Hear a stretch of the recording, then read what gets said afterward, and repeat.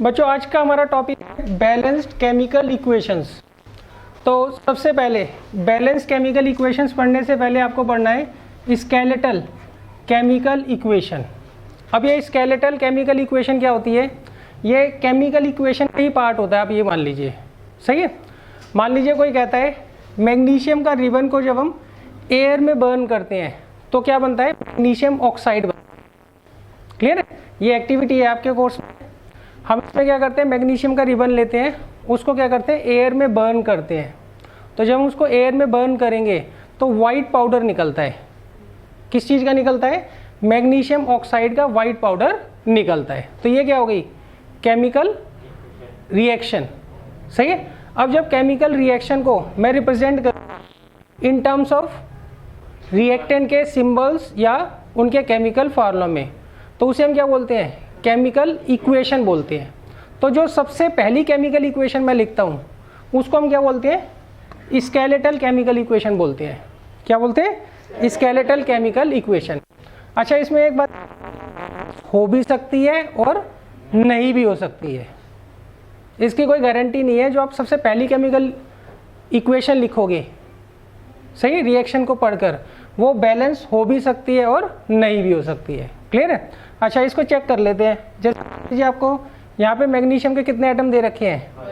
1। यहाँ पर 1, तो मैग्नीशियम तो बैलेंस है। ऑक्सीजन के यहाँ पे कितने एटम है? 2, और वहाँ पर कितने हैं? 1। तो ये बैलेंस नहीं है, मगर कहलाएगी क्या? स्केलेटल इक्वेशन है, वेदर ये बैलेंस हो या ना हो। कई बार हम क्या करते हैं, स्केलेटल इक्वेशन निकलती है वो बैलेंस ही होती है, तब भी उसको हम क्या बोलेंगे? स्केलेटल इक्वेशन बोलेंगे। क्लियर है? तो आज हमें क्या करना है? बैलेंस्ड अनबैलेंस्ड केमिकल इक्वेशंस के बारे में पढ़ना है। तो उसको पढ़ने से पहले आपको क्या पता होना चाहिए? Skeletal equation. इसको शॉर्ट में स्केलेटल इक्वेशन भी बोलते हैं। क्लियर है? स्केलेटल इक्वेशन कौन सी होती है? जब भी हम केमिकल इक्वेशन लिखते हैं तो जो सबसे पहली इक्वेशन जो लिखेंगे वो क्या होगी? स्केलेटल होगी। ये बैलेंस हो भी सकती है और ये बैलेंस नहीं भी हो सकती है। क्लियर है? अच्छा, अब देखिए ये बैलेंस नहीं है तो उसको हम क्या करेंगे? बैलेंस करेंगे। उसको हम क्या करेंगे? बैलेंस करेंगे। और कैसे बैलेंस करना है वो आज हम सीखेंगे। यहाँ तक क्लियर है? अच्छा, अब देखिए इसके बाद आता है बैलेंस्ड केमिकल इक्वेशंस।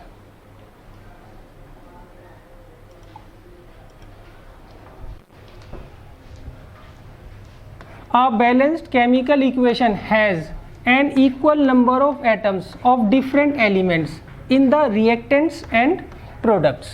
क्लियर है? बैलेंस केमिकल इक्वेशन होगी, उसमें क्या होगा? रिएक्टेंट में जो जो एलिमेंट्स हैं और जो प्रोडक्ट में जो जो एलिमेंट्स हैं उनके नंबर ऑफ एटम्स क्या होंगे? हमेशा सेम होंगे। उनके नंबर ऑफ एटम्स क्या होंगे? हमेशा सेम होंगे। अगर सेम नहीं है तो उस केस में वो क्या कहलाएगी? अनबैलेंस्ड केमिकल इक्वेशन कहलाएगी। क्लियर है? अच्छा, अब क्वेश्चन ये उठता है, हमें इक्वेशन को बैलेंस करने की क्या ज़रूरत है? इक्वेशन को बैलेंस करने की क्या ज़रूरत है? तो उसके लिए आपने 9th में पढ़ा होगा law of conservation of mass. Law of conservation of मास याद है किसी को? इसमें इन्होंने कहा था कोई भी अगर आप केमिकल रिएक्शन लेते हो तो उसमें जो रिएक्टेंट के मास का सम होता है वो प्रोडक्ट के मास के सम के बराबर होता है। तो इसको जस्टिफाई करने के लिए हमें क्या करना होता है? जो इक्वेशन हमें दी होती है उसको बैलेंस करना जरूरी होता है। क्लियर है? तो इसमें 2 क्वेश्चन ही पूछते हैं थ्योरी में। वो पूछते हैं पहले बैलेंस केमिकल इक्वेशन क्या होती है? वो केमिकल इक्वेशन जिसमें रिएक्टेंट में और प्रोडक्ट में जितने भी एलिमेंट्स होते हैं उनके नंबर ऑफ एटम्स क्या होते हैं? सेम होते हैं दोनों साइड में। क्लियर है? इसकी ज़रूरत क्यों होती है? To satisfy the law of conservation of mass. यहाँ तक क्लियर है?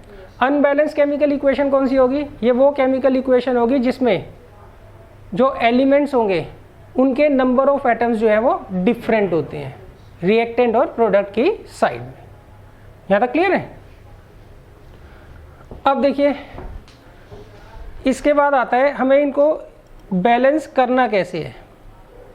जैसे मान लीजिए आपके पास एक एग्जांपल है, ये लास्ट टाइम भी पढ़ा था हमने। जिंक ग्रेन्यूल्स को जब हम क्या करते हैं?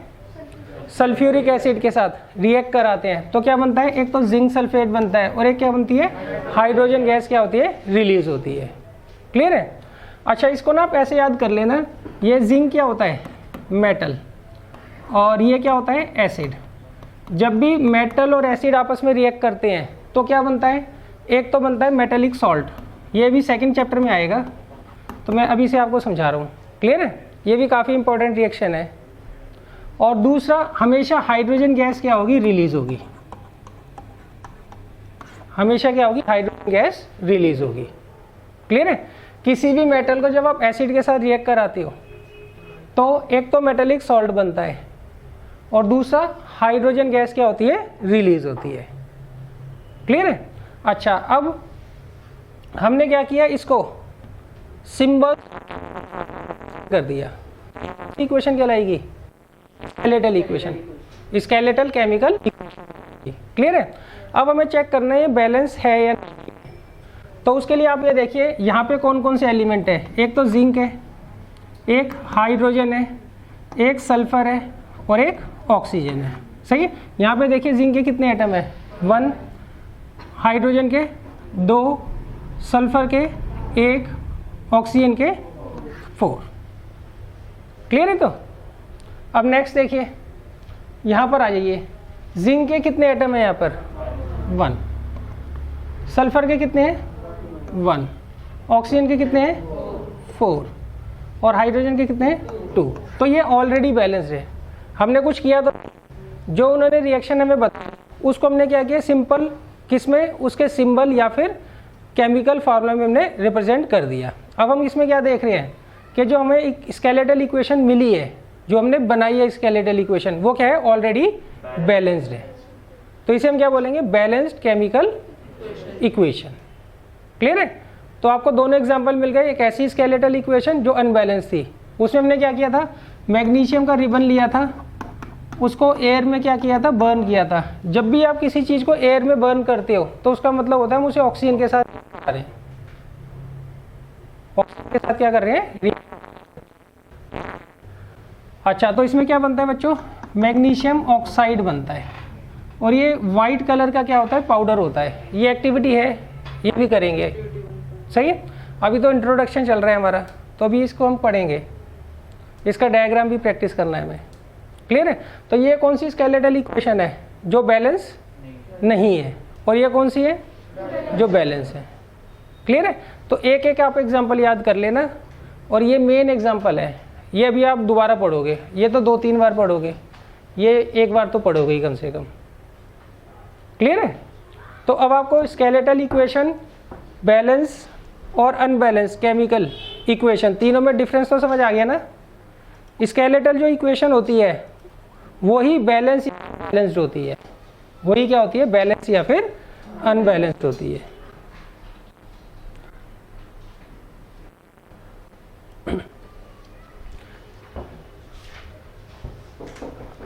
हाँ जी, ये बताइए आप बेटा, ये बैलेंस है या नहीं है। हाँ नहीं है, क्यों, हाइड्रोजन के यहाँ पे 2 एटम है, यहाँ पे हाइड्रोजन के 2 हैं। चलो हाइड्रोजन तो बैलेंस है। ऑक्सीजन के कितने हैं, 2, ऑक्सीजन के कितने हैं, 1, तो ऑक्सीजन नहीं है, तो इसको हम क्या बोलेंगे, अनबैलेंस्ड केमिकल इक्वेशन।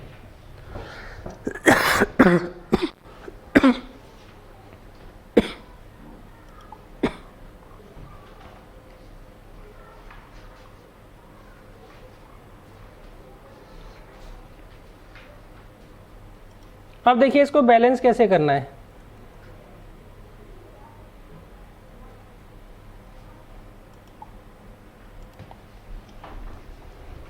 देखिए सबसे पहले ना आप इस चीज़ को समझ लीजिए, हम नंबर ऑफ एटम्स काउंट कैसे करते हैं।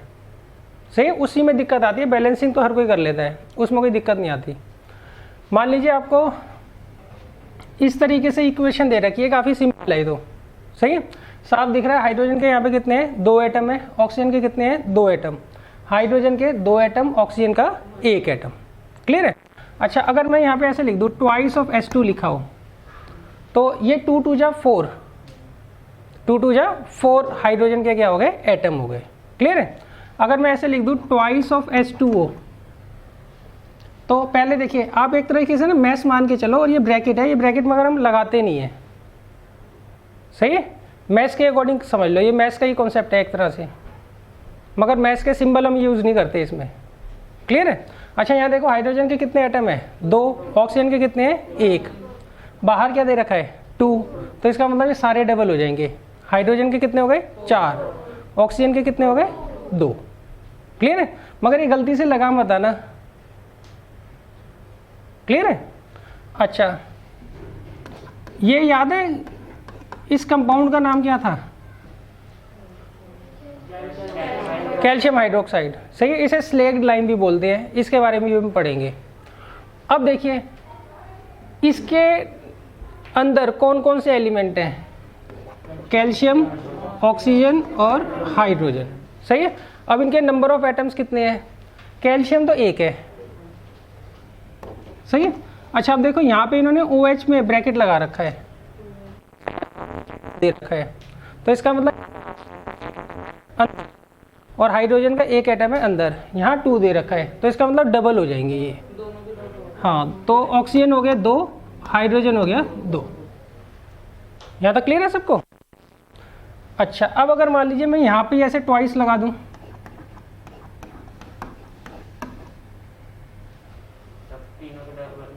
हाँ तो आप पहले इसका फाइंड आउट कर लीजिए, बाद में हम क्या करेंगे डबल कर देंगे।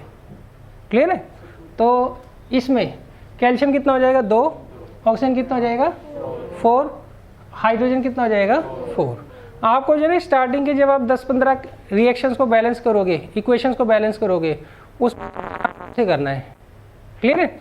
जहाँ आपने 30-40 कर ली उसके बाद तो 1 मिनट भी नहीं लगेगा, बहुत जल्दी जल्दी बैलेंसिंग होती है। स्टार्टिंग में आपको जल्दी नहीं करना है, गलतियाँ बहुत ज़्यादा होती है और ये फ्री के नंबर होते हैं। अगर इसका मान लीजिए डायरेक्ट क्वेश्चन ना भी आए, डायरेक्ट क्वेश्चन ना भी आए, चलो मानता हूँ इसका डायरेक्ट क्वेश्चन कभी आता ही नहीं है, 5 चैप्टर में कम से कम 2-3 क्वेश्चन ऐसे आते हैं बोर्ड में जिसमें आपको जो है इक्वेशंस लिखनी होती है, केमिकल इक्वेशंस, और केमिकल इक्वेशंस आपने बैलेंस करके नहीं लिखी तो मार्क्स कट जाएंगे। तो इसका मतलब ये काफ़ी इंपॉर्टेंट टॉपिक, आप केमिस्ट्री पढ़ोगे जब तक इसकी ज़रूरत पड़ेगी। जैसे मैथ्स में टेबल्स होती है ना, अब तो चलो कैलकुलेटर आ गया तो उसका तो अल्टरनेटिव मिल गया, मगर इसका कोई अल्टरनेटिव नहीं है, क्योंकि आप स्केलेटल इक्वेशन ना हर कोई बना लेता है, मगर बैलेंस केमिकल इक्वेशन सबको याद हो ये पॉसिबल नहीं होता है। जब आप 12th तक पढ़ लोगे आपको लगभग सारे के सारे जितने भी कंपाउंड्स मेन हैं उन सब के केमिकल फार्मूला पता होंगे, सही है। तो कोई भी अगर आपको कोई रिएक्शन देगा तो उसकी कोई इक्वेशन बड़े आराम से बना लोगे, तो उसमें कोई दिक्कत नहीं आती। दिक्कत कहाँ आती है? सिर्फ बैलेंसिंग में आती है। अगर आपने बैलेंस इक्वेशन नहीं लिखी तो 0 ही मिलता है, इसमें ऐसा नहीं होता कि आपने हल्की सी गलती की है तो 2 में से 1 नंबर मिल जाएगा। आपको एक क्वेश्चन आया कि जिसकी वो लिखी है, इक्वेशन लिखी है, आपने इक्वेशन लिख दी, वो बैलेंस नहीं थी, 0 मिलेगा, सही है। तो इसको आपको अच्छे तरीके से प्रैक्टिस कर लेना है।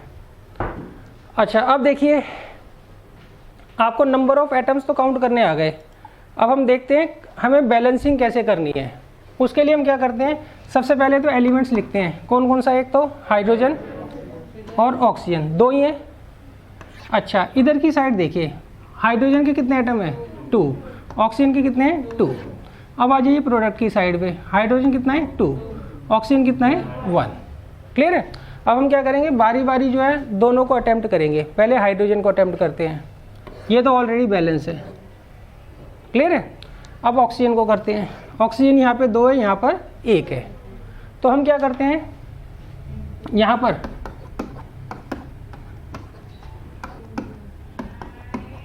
टू से मल्टीप्लाई कर लेते हैं। अच्छा एक बात ध्यान रखना, आप कहोगे जी अगर मैं यहाँ पे 2 से मल्टीप्लाई कर देता तो सीधा ही बैलेंस हो जाती। हाँ क्लियर है? देखो अगर मैं यहाँ पे 2 लिखता तो ये कंपाउंड चेंज हो जाता, सही है, कंपाउंड क्या होता, चेंज हो जाता। तो आपको जब भी मल्टीप्लाई करनी है ना, यहाँ पर आगे, यहाँ आगे या यहाँ ही कर सकते। मान लीजिए यहाँ पे हाइड्रोजन तो ऑलरेडी बैलेंस था, हाइड्रोजन बैलेंस है, ऑक्सीजन यहाँ पे 2 है। अगर कोई कहे जी यहाँ पे मैं 2 लिख देता हूँ तो वो क्या होगा, गलत होगा। क्लियर है? ये क्या है, अभी ये वाटर है, ये लिखते के साथ ही ये हाइड्रोजन पेरोक्साइड बन जाएगा। क्लियर है? तो हमें क्या करना है, वाटर को ही बैलेंस करना है। तो आप मल्टीप्लाई जब करोगे आगे करोगे, वो अलग बात है, हमारा हाइड्रोजन अनबैलेंस हो गया, उससे कोई फ़र्क नहीं पड़ता, उससे कोई फ़र्क हमें नहीं पड़ता। क्लियर है? अच्छा, अब देखिए हो गई ऑक्सीजन बैलेंस। एक बार दोबारा चेक कर लो, जब आपको लगे हमने रिएक्शन बैलेंस कर ली है, इक्वेशन बैलेंस कर ली है, तो उसके बाद एक बार दोबारा जरूर चेक करना। क्लियर है? क्यों? कई बार क्या होता है, हम पीछे वाला बैलेंस करते हैं तो आगे वाले क्या होते हैं, अनबैलेंस हो जाते हैं। ज़्यादातर ऐसा होता है। सही, इस केस में भी हो रहा है। अब मैं दोबारा चेक कर रहा हूँ, हाइड्रोजन कितना है 2 और हाइड्रोजन कितना है 4। तो अब फिर इसको बैलेंस करना पड़ेगा, पहले तो ऑलरेडी बैलेंस था, तो यहाँ मैं 2 से मल्टीप्लाई कर दूंगा, तो ये कितना हो गया 4, तो हाइड्रोजन हो गया बैलेंस। क्लियर है? ऑक्सीजन पे आ जाते हैं, कितना था 2 और यहाँ पे कितना है 2, ये हो गई। एक बार दोबारा और जरूर चेक कर लेना, अब आपको दिखेगा कि दोनों साइड बैलेंस है। तो ये आपकी बैलेंसिंग हो गई, ये आपकी क्या हो गई, बैलेंस्ड केमिकल इक्वेशन हो गई। प्योर इसमें मैथ्स है, जब भी आप मल्टीप्लाई करोगे आगे की तरफ करोगे। और एक चीज ध्यान रखना, फ्रैक्शन में करने से बचना। 1.5 से कर रहे हो, कहीं 2.5 से कर रहे हो, वैसा नहीं करना होता नॉर्मली में। कोई एक्स्ट्रा ऑर्डिनरी कंडीशन आ जाए तो मैं आपको बता दूंगा, और वो वैसे भी 11th में आप पढ़ोगे, 10th में तो बहुत आसान। क्लियर है? तो ये नोट कर लीजिए, फिर मैं सेकेंड इक्वेशन निकालता हूँ।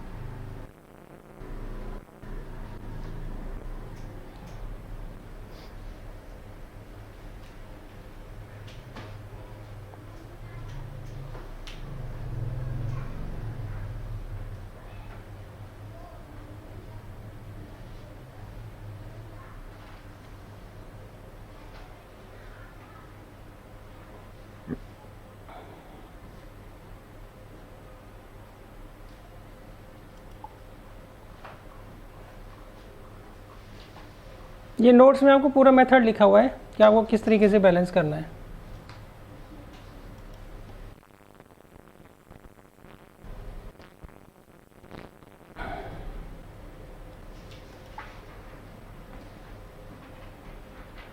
अब देखिए, अब है सैम्पल प्रॉब्लम 1। इसमें लिखा है right a balance equation for the following reaction. सही, हमें एक कंडीशन दे रखी है, इसको हमें क्या करना है, बैलेंस कर कर लिखना है। क्लियर है? इसकी जो इक्वेशन होगी उसको बैलेंस कर कर लिखना है। अच्छा, इसमें उन्होंने कहा है मीथेन बर्न्स इन ऑक्सीजन। मीथेन का फॉर्मूला CH4 होता है। सही है? अभी आप याद कर लीजिए, मीथेन का फॉर्मूला CH4 क्यों होता है, ये आपके 4th चैप्टर में है। क्लियर है? कंपाउंड जो है ना, कम से कम आपको 25-30 तो याद करने पड़ेंगे। फर्स्ट चैप्टर में तो आपको बेनिफिट ऑफ डाउट मिल जाता है, क्योंकि चैप्टर स्टार्ट होता है, सारे के सारे कंपाउंड्स आप बाद में पढ़ोगे। सही? तो फर्स्ट चैप्टर में जब भी आपको एग्जाम होगा, आपका यूटी वगैरह होगा, तो वो दे देंगे जी इसका ये फार्मूला है, इसका ये फार्मूला है। जहाँ सेकंड स्टार्ट आपको नहीं, तो आप फर्स्ट चैप्टर में याद करते चलो। मीथेन आ गया, मीथेन लिख लिया। सही है? तो मीथेन क्या होता है, इसका फार्मूला क्या होता है, CH4। अच्छा, इसको हम बर्न करते हैं ऑक्सीजन में। अगर यहाँ पे एयर लिखा होता तब भी हम ऑक्सीजन ही मानते। किसी चीज़ को अगर आप एयर में बर्न कर रहे हो तो इसका मतलब उसकी रिएक्शन हम किससे करा रहे हैं, ऑक्सीजन से करा रहे हैं। क्लियर है? अच्छा, अब इसको क्या कर रहे हैं हम, ऑक्सीजन के साथ रिएक्ट करा रहे हैं। और थोड़ा गैप में लिखना, उसका रीज़न ये है, अगर मान लो ये बैलेंस ना हुई तो बैलेंस करनी पड़ेगी। तो उसके लिए फिर मल्टीप्लाई करेंगे, तो उसके लिए जगह भी होनी चाहिए ना आगे, तो गैप करके चलना। अच्छा, to form carbon dioxide and water. तो ये हमारी जो है स्केलेटल इक्वेशन बन गई। अब हमें क्या करना है, इसको बैलेंस करना है। तो सबसे पहले तो देखिए इधर कौन कौन से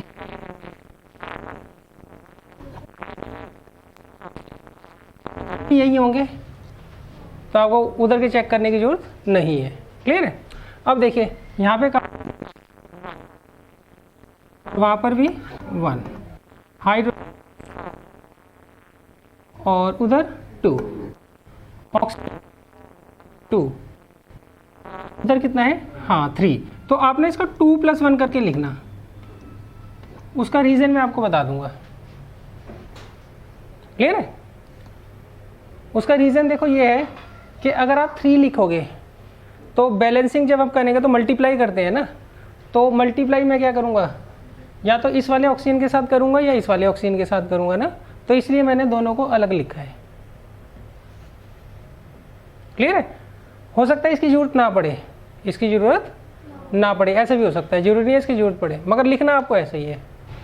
80% केसेस में इसकी ज़रूरत पड़ती है, 20% में नहीं पड़ती। आपके केस में बेशक ना पड़े, उसके पीछे रीज़न ये होता है कि अभी आपकी 10th क्लास है, सही है। बड़ी क्लासेस में बहुत जरूरत पड़ती है इसकी।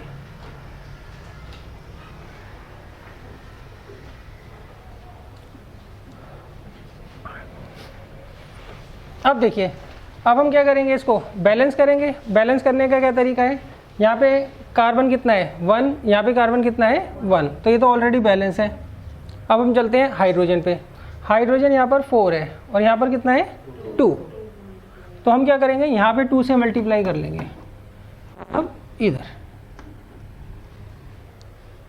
क्लियर है, तो कितना आ गया ये 4 4, ये भी बैलेंस हो गया। क्लियर है। अब हम चलते हैं, ऑक्सीजन यहाँ पे कितनी है 2 और यहाँ पे 2+2, करते हैं बैलेंस। यहाँ 2 है और यहाँ पर 4 है, तो हम क्या करेंगे, यहाँ पर 2 से मल्टीप्लाई कर देंगे। हमने अपनी तरफ से कर दी बैलेंसिंग। हो सकता है, सही, मे भी पॉसिबल है, जरूरी नहीं है हर बार हो कि हमने जब इसको बैलेंस किया तो पीछे वाले हट गए हों, सही, ज़्यादातर केसेस में हो जाता है ऐसे। तो अब देखिए दोबारा से एक बार चेक करना जरूरी है। अब देखिए कार्बन यहाँ पे कितना है 1, तो बैलेंस हो गया। हाइड्रोजन यहाँ पे कितना है 4 और यहाँ पे कितना है 2 2 जा 4। ऑक्सीजन यहाँ पे कितना है 2 2 जा 4 और यहाँ पे 2+2 4। तो इसका मतलब ये हमारी बैलेंस्ड केमिकल इक्वेशन बन गई। क्लियर है, नोट कर लीजिए इसको।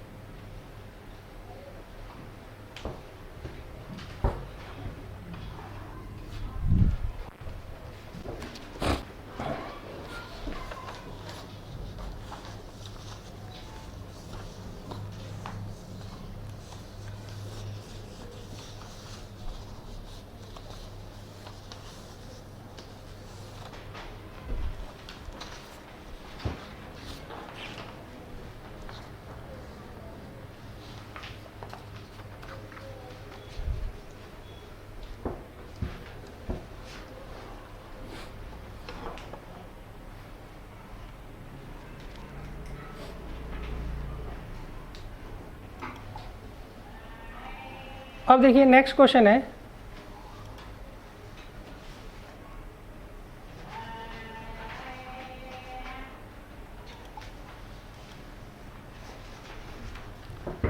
देखिए इसमें इन्होंने कहा convey the following information in the form of a balanced chemical equation. इसमें इन्होंने कहा नीचे आपको जो इन्फॉर्मेशन दे रखी है उसको हम क्या करना है, कन्वे मतलब लिखना है, किसमें, बैलेंस कर कर।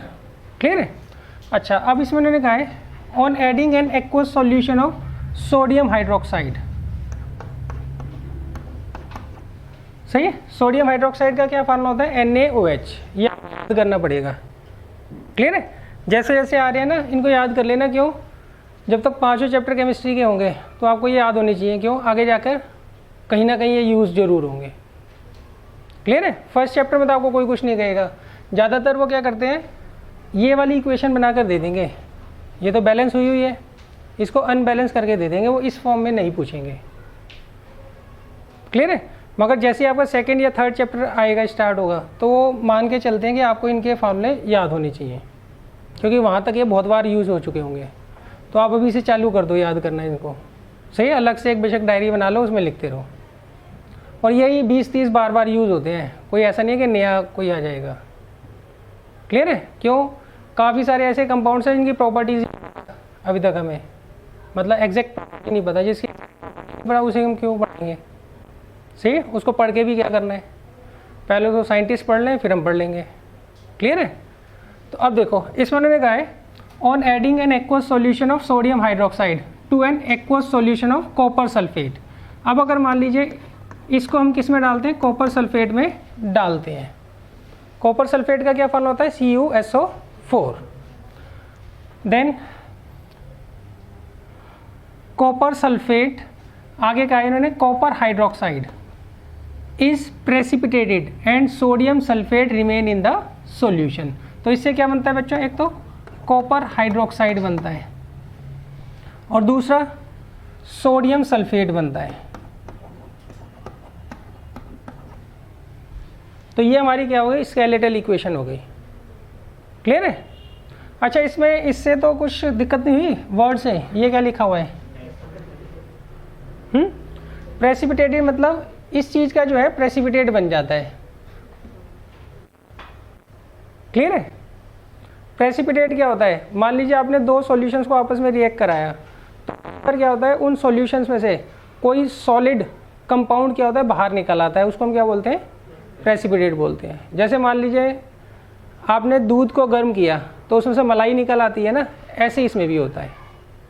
क्लियर है। तो इसका सीधा मतलब है हमने कॉपर सल्फेट और सोडियम हाइड्रोक्साइड को आपस में रिएक्ट कराया और बना क्या, कॉपर हाइड्रोक्साइड और सोडियम सल्फेट बना, ये मतलब है इसको। कॉपर इसका करना है आपको याद, उसका रहने दो। कॉपर सल्फेट दो तरह का होता है जो आपके कोर्स में है ना, ऐसा तो याद करते करते पागल हो जाओगे आप। सही है। ये जो कॉपर सल्फेट होता है ये दो कलर में आता है। सही है। ये देख लो, ये आपके कोर्स में, ये मैं बता देता हूँ। जो कॉपर सल्फेट नॉर्मली हम यूज करते हैं, जो लैब में आप देखोगे, वो ब्लू कलर का होता है। किस कलर का होता है, ब्लू कलर का होता है। वो क्या करता है, जब आप उसको खुला छोड़ते हो ना, अपने आप ही मॉइस्चर गेन कर लेता है, अपने आप ही मॉइस्चर गेन कर लेता है और उसका कलर क्या हो जाता है, ब्लू हो जाता है।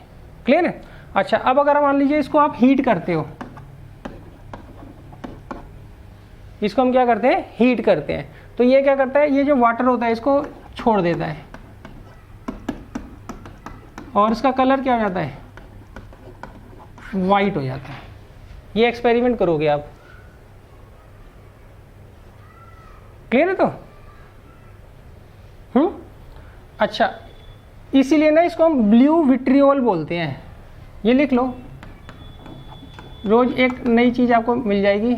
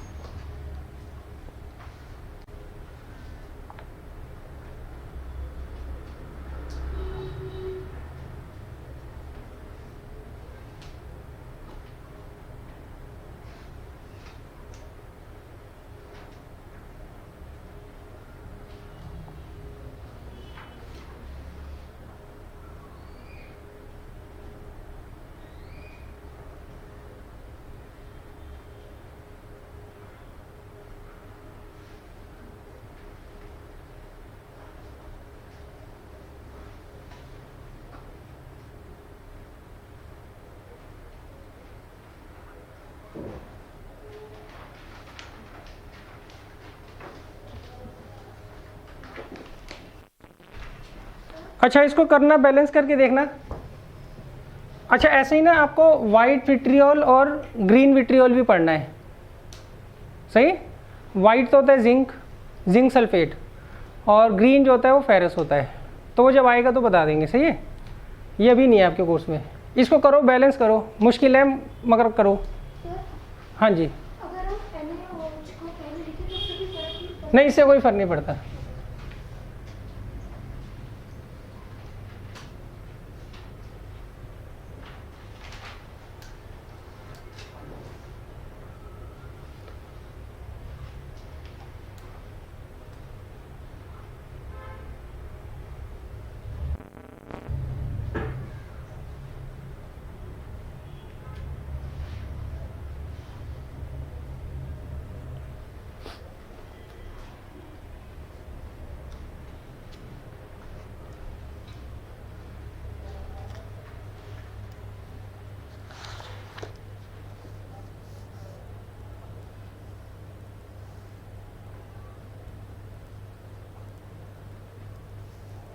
मुझे समझ आ गया, इसलिए पूछा होगा ना।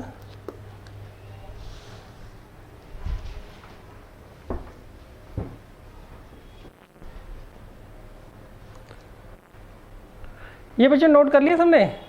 मैं थोड़ा स्पेस बना लूँ, इसमें स्पेस नहीं है।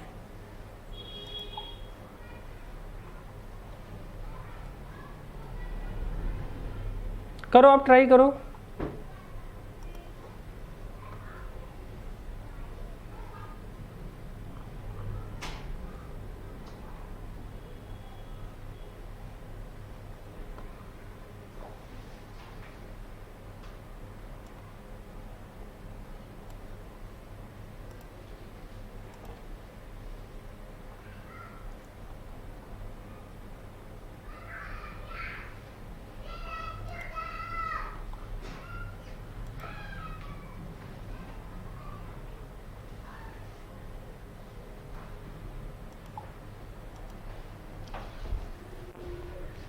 देखिए, इसमें उन्होंने कहा है हम कॉपर सल्फेट को जब रिएक्ट कराते हैं किसके साथ, सोडियम हाइड्रोक्साइड के साथ, तो कॉपर हाइड्रोक्साइड और सोडियम सल्फेट फॉर्म होता है। क्लियर है।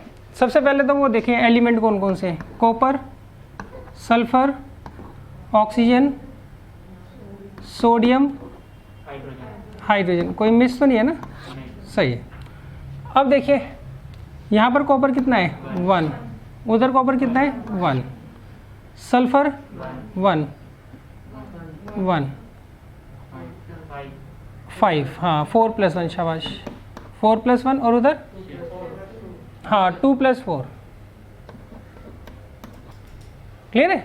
वैसे नॉर्मली इसका यूज़ नहीं होता, मगर कई बार इसके बगैर क्वेश्चन भी नहीं होता, ये ध्यान रखना। क्लियर है।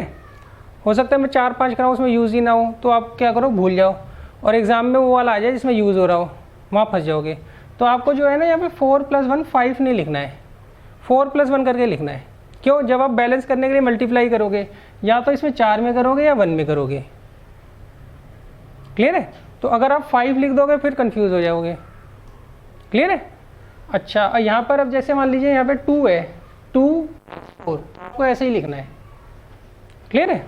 अच्छा, अब आइए सोडियम देखिए, 1 उधर कितना है 2, हाइड्रोजन 1 और उधर 2। चलो कॉपर को पकड़ो, बैलेंस है। सल्फर को पकड़ो, बैलेंस है। ऑक्सीजन को पकड़ो आप, सही। ऑक्सीजन यहाँ पे कितना है 4 + 1, और यहाँ पे कितना है 2 + 4। अब बताओ इसमें मल्टीप्लाई करूँ, इसमें या इसमें? हाँ 1 में करता हूँ 2 की मल्टीप्लाई, सही है। तो ये 1 कहाँ पर है, यहाँ पर है ना। क्लियर है। तो इसका मतलब ये बैलेंस हो गया, सही है। अच्छा, अब देखो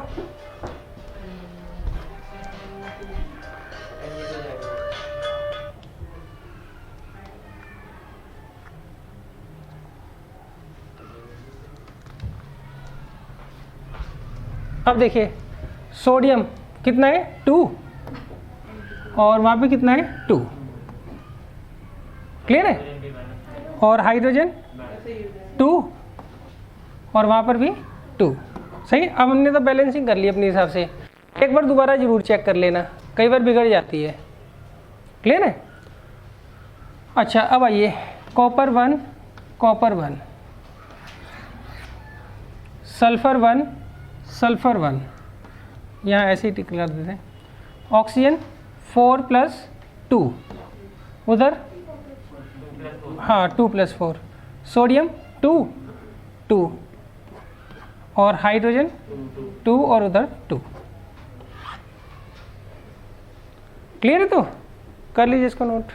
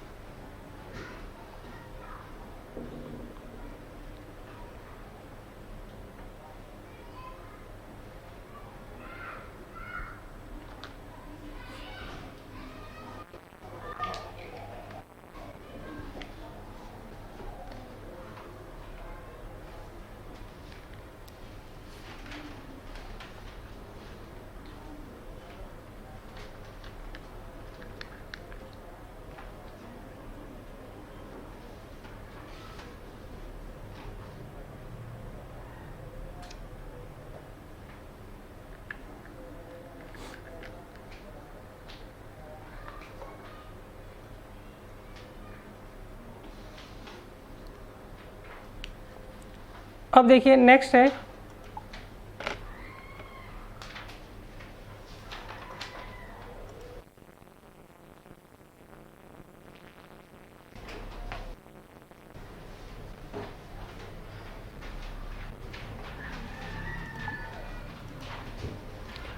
आपने बच्चों 9th में वैलेंसी तो पढ़ा होगा ना। तो वैलेंसी जो होती है ना वो वेरी होती है कई एलिमेंट्स की। सही है? तो वो जब संडे क्लास होगी तो मैं थोड़ा बहुत आपको समझा दूंगा। ये 11th में हम पढ़ते हैं, मगर होता क्या है ये इस तरीके से लिख कर देते हैं तो बच्चे कंफ्यूज क्यों लिखा है, तो वो मैं आपको। क्लियर है? वैसे ये आपकी हेडेक नहीं है, जैसे फॉस्फोरस की वैलेंसी 3 भी होती है 5 भी होती है। हो गए 3 लिख कर उसका इलेक्ट्रॉनिक कॉन्फ़िगरेशन 285 होता है। फिर भी तो बच्चे कंफ्यूज होते हैं जी हमने तो 3 पढ़ी थी 5 कैसे हो गई, तो वो मैं आपको संडे में बता दूँ। क्लियर है? क्योंकि आपके एग्जाम में तो कोई वैसे पूछेगा नहीं, बुक्स में लिखा होता है। अच्छा अब देखिए इसे पढ़ते हैं हम। इसमें अगर right a balance chemical equation with state symbols for the following reaction. सही है? इन्होंने कहा है हीटिंग आयरन मेटल। अब अगर मान लीजिए हम हीट करते हैं किसको, आयरन मेटल को। सही है? Heated iron metal reacts with steam. Steam मतलब क्या होता है बच्चों, वाटर। स्टीम मतलब क्या होता है, water. To form iron oxide. ये कौन सा ऑक्साइड बनाता है, आयरन ऑक्साइड बनाता है। देखिए उसका फार्मूला आपको दे रखा है। क्लियर है? वैलेंसी के अकॉर्डिंग उन्होंने फार्मूला आपको दे रखा है। And hydrogen gas. क्लियर है? अच्छा इनके सिंबल साथ में लिखने हैं। ये क्या होता है, सॉलिड। ये क्या होता है, गैस। ये सॉलिड और ये क्या होता है, गैस।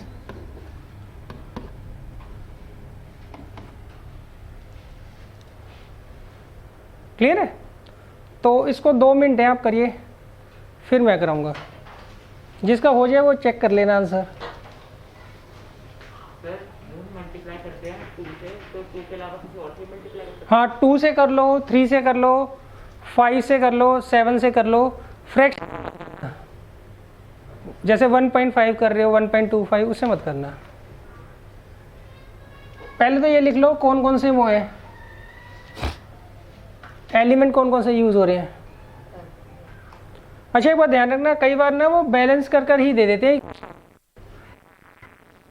सही है? एक बार हुआ था बोर्ड में, उन्होंने बैलेंस करके ही दे दी, बच्चे क्लियर है? उनको लगा बोर्ड से कुछ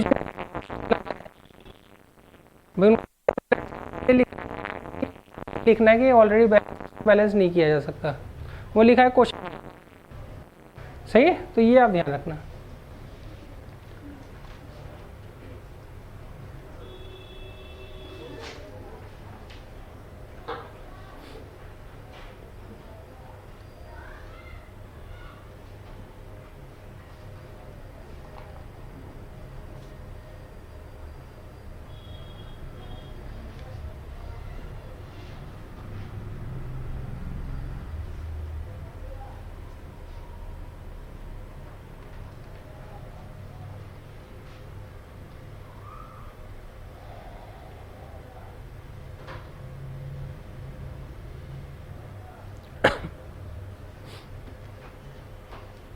अब देखिए मैं अब करवाता हूँ, जिनको आ रहा है वो करते रहो। मैं हाँ देखिए, एक तो आयरन है इसमें, एक हाइड्रोजन है और एक क्या है, ऑक्सीजन है।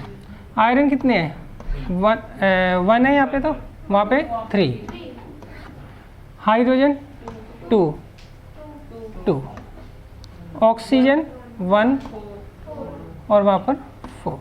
क्लियर है। हम आयरन को करते हैं पहले, तो यहाँ 3 से कर देंगे मल्टीप्लाई, तो यहाँ लिखूँगा 3।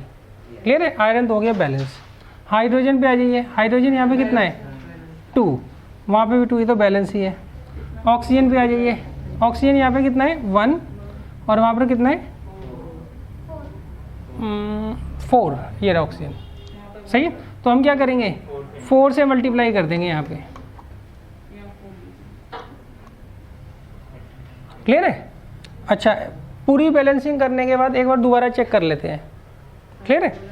अब देखिए आयरन 3 और हाइड्रोजन कितना है 8 है ना, और यहाँ पे कितना है 2। अब हो गया बैलेंस। सही है। नेक्स्ट ऑक्सीजन कितना है यहाँ पे 4 और यहाँ पे कितना है 4।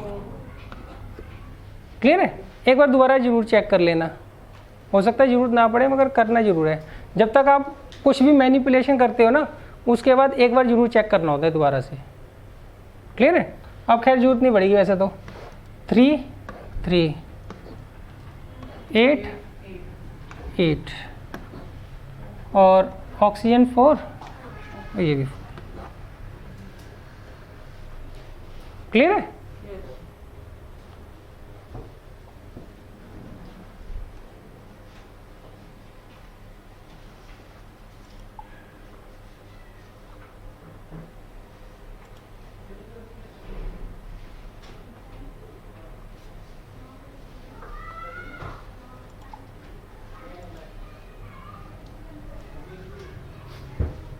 अच्छा, अब देखिए नेक्स्ट क्वेश्चन है, इसमें रखा है हाइड्रोजन गैस जो है जब रिएक्ट करती है किसके साथ, क्लोरीन के साथ, तो क्या बनता है, हाइड्रोजन क्लोराइड बनता है, HCl फॉर्म होता है।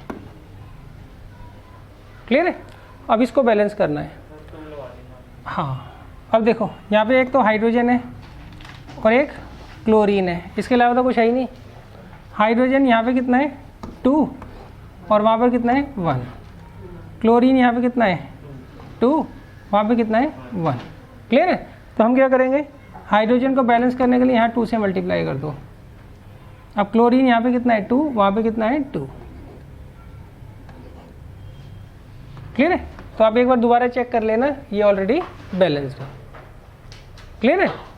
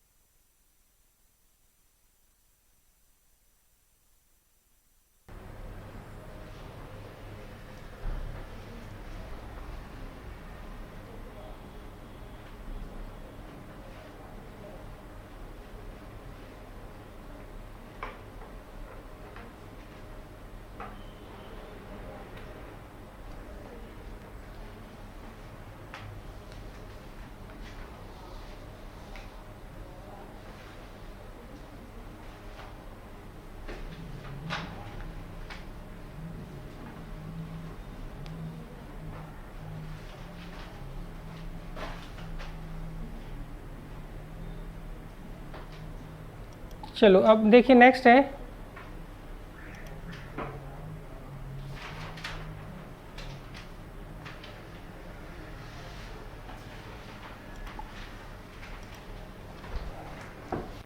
इसमें उन्होंने कहा है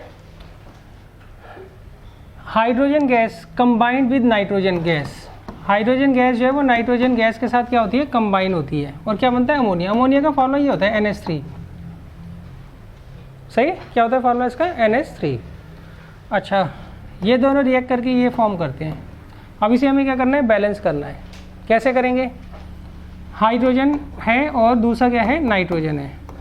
हाइड्रोजन कितना है 2 इधर, और उधर कितना है 3।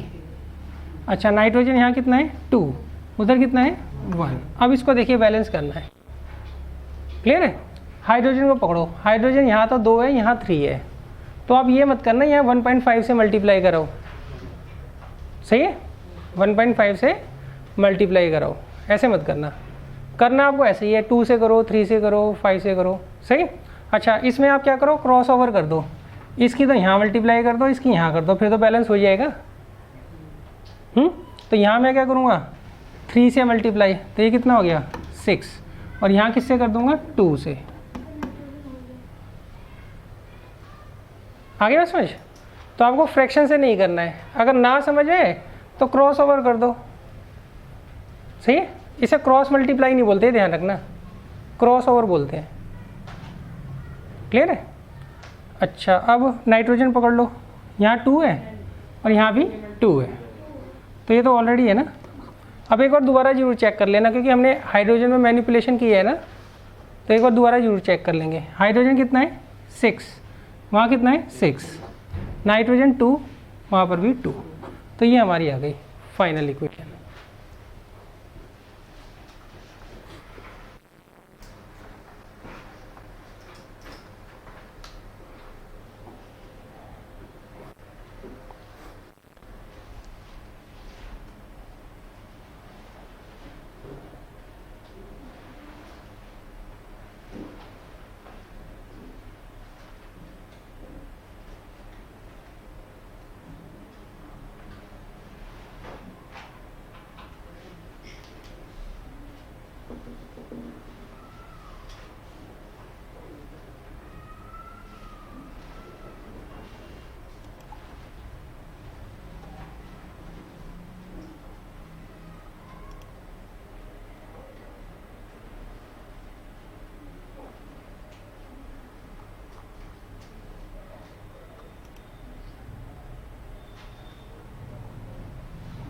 देखिए लास्ट इक्वेशन है, इसमें उन्होंने कहा है sodium metal reacts with water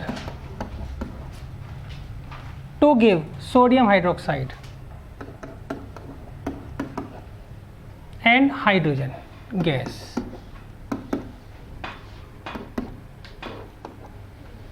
clear है। अच्छा, अब देखिए यहाँ पे सोडियम है, हाइड्रोजन है और ऑक्सीजन है। सोडियम कितना है यहाँ पे 1, वहाँ पर भी 1। हाइड्रोजन कितना है 2, वहाँ पे कितना है बच्चों 1 + 2। और ऑक्सीजन कितना है यहाँ पे 1, वहाँ पे भी कितना है 1 है। अब करते हैं इसको बैलेंस। क्लियर है। देखिए सोडियम 1, यहाँ भी 1, हाइड्रोजन यहाँ पे 2 है और यहाँ पे 1 + 2 है। अब बताओ इसमें कैसे मैनिपुलेशन करें ताकि बराबर हो जाए। इसमें मैनिपुलेटिव माइंड चाहिए आपको। देखो यहाँ 2 से कर लो मल्टीप्लाई और यहाँ भी 2 से कर लो, तो ये हो गया 2 × 2 = 4 और ये भी 2 + 2 4। क्लियर है। आगे बात समझ। फ्रैक्शन में नहीं कर सकते हम, ये ध्यान रखना, कहीं आप फ्रैक्शन में करने बैठ जाओ। सही है। फ्रैक्शन में करने के बाद क्या होता है, हमें ना उस फ्रैक्शन को हटाना पड़ता है, तो बात यही आ जाती है फिर। अच्छा, तो क्या किया मैंने, यहाँ पे 2 से किया मल्टीप्लाई और नेक्स्ट वहाँ पर कहाँ किए, यहाँ पे 2 से मल्टीप्लाई किए। क्लियर है। अब आ जाओ आप ऑक्सीजन पे। ऑक्सीजन यहाँ पे कितना है 2 है ना, और यहाँ पे कितना है 2। क्लियर है। अब हम क्या करेंगे, एक बार दोबारा चेक कर लेंगे क्योंकि मैनिपुलेशन तुमने की है। तो सोडियम यहाँ पे 1 है और यहाँ पे कितना है 2, तो 2 से कर लिए मल्टीप्लाई। और हाइड्रोजन 4 और यहाँ पे 2 और 2 4। ऑक्सीजन 2 और वहाँ पर भी 2। अच्छा, अभी भी मैनिपुलेशन की थी, एक बार और कर लेना। क्लियर है? जहाँ आपने 30-40 कर ली ना तो आपको पता लग जाएगा कब मैंने दोबारा चेक करना है कि नहीं करना है। मगर स्टार्टिंग में जब तक आप 15-20 नहीं कर लेते तो सारे के सारे जो रूल्स हैं आपको स्ट्रिक्टली फॉलो करने हैं। बाद में होता क्या है, ज़्यादातर ना मेन रिएक्शन, कोई रिएक्शन है। क्लियर है? तो एग्ज़ाम में ज़्यादातर जो नॉर्मल होती है ना, बहुत ज़्यादा फेमस इक्वेशन होती है वही आती है, तो उसमें आपको पता होगा जी ये यहाँ ये लिखना है, वहाँ आपको जरूरत भी नहीं पड़ेगी वो। मगर जब ही होगा जब आप 40-50 इक्वेशन को बैलेंस कर लोगे, उससे पहले नहीं होगा।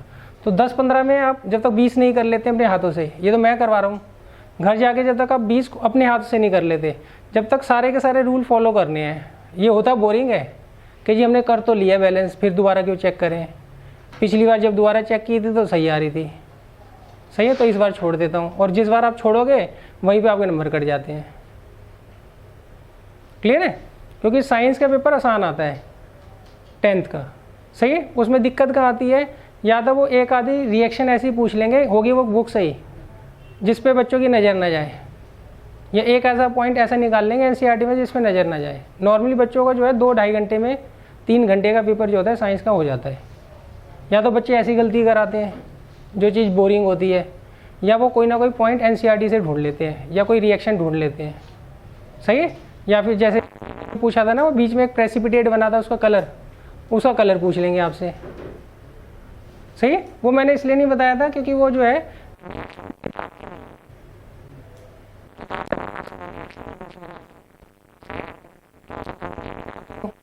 एक पर्टिकुलर रिएक्शन के 1000 होते हैं, तो अगर 1000 का वर्ग मुश्किल से 100। क्लियर है? क्यों, बुक्स जो है कम से कम 10-15 साल लिखी हुई है, कुछ हुई होंगी 2-3 साल में, वो आप पढ़ोगे 10 साल बाद। क्लियर है? तो हम भी कौन सी रिएक्शंस देखते हैं जो हमने पढ़ी हैं बुक्स में, वही हम बता पाएंगे। एक आधी नेट पे देख लेते हैं, अगर कोई आ जाता है, जैसे मान लीजिए फेसबुक पे आ रही है कि भाई ये नई रिएक्शन आ गई है। क्लियर है? तो आपको एनसीईआरटी की रिएक्शंस है ना, वो 10-10, 15-15 बार रिवाइज कर लेना है, उससे बाहर कुछ नहीं आता है साइंस में। क्लियर है? अब देखिए इसमें आपको नोट्स दे रखे हैं, देखिए इसमें क्वेश्चंस हैं एंड में, वो आपको खुद करने हैं।